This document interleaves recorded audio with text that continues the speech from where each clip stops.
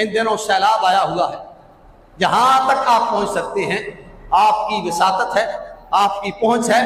آپ حضور علیہ الصلوۃ والسلام کی سنت پر عمل کرتے ہوئے سرکار کی بارگاہ میں چند لوگ آئے نا، تو انہوں نے عرض کی، کہا حضور ہم غریب ہیں، ہمارے پاس پہننے کے لیے کپڑے نہیں ہیں۔ حضور نبی رحمت صلی اللہ علیہ وآلہ وسلم نے اعلان فرمایا لے آؤ صحابہ جو کچھ تمہارے پاس ہے لے آؤ، اور دو غریبوں کو صحابہ کرام لے آئے اور جو کچھ تھا ان کو مہیا کیا، جو ضرورت تھی ان کی ضرورت پوری کی۔ سنت رسول صلی اللہ علیہ وآلہ وسلم کو زندہ کریں، جہاں تک پہنچ سکتے ہیں، جس طرح بھی پہنچ سکتے ہیں اپنی امداد ان لوگوں تک پہنچائیں جن کو ضرورت ہے آپ کے پیسے کی، جن کو ضرورت ہے آپ کے مال کی، اور اللہ کریم نے آپ کو دیا بھی اس لیے ہے کہ آپ غریبوں کی مدد کرتے رہے، آپ غریبوں کے پرسان حال بنتے رہے۔ آج بڑے بڑے خرچے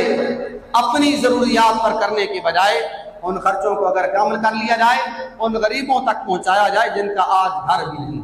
جن کو سر چھپانے کے لیے جگہ نہیں ملتی ہے، جن کو رات سونے کے لیے جگہ نہیں ملتی ہے، اس لیے ایسے تلاش کریں لوگ جو وہاں تک پہنچتے ہیں، پہنچاتے ہیں پیسہ، ان لوگوں کو تلاش کر کے ان لوگوں تک امداد پہنچائیں۔ یہ ہماری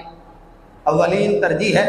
یہ ہماری ضرورت ہے، یہ ہمارا فریضہ ہے، اور یہ ضروری ہے ہمارے لیے کہ ہم یہ کام کریں۔ سنت رسول صلی اللہ علیہ وآلہ وسلم کو زندہ کرتے ہوئے ہم سیلاب زدگان تک جتنی آپ امداد پہنچا سکتے ہیں پہنچائیں۔ جو لوگ کام کر رہے ہیں ان لوگوں کا سہارا لیتے ہوئے، ان لوگوں کا ہاتھ بٹاتے ہوئے، ان لوگوں کی مدد اور امداد کرتے ہوئے جس طرح بھی ہو سکتا ہے اپنے پیسے وہاں تک پہنچائیں۔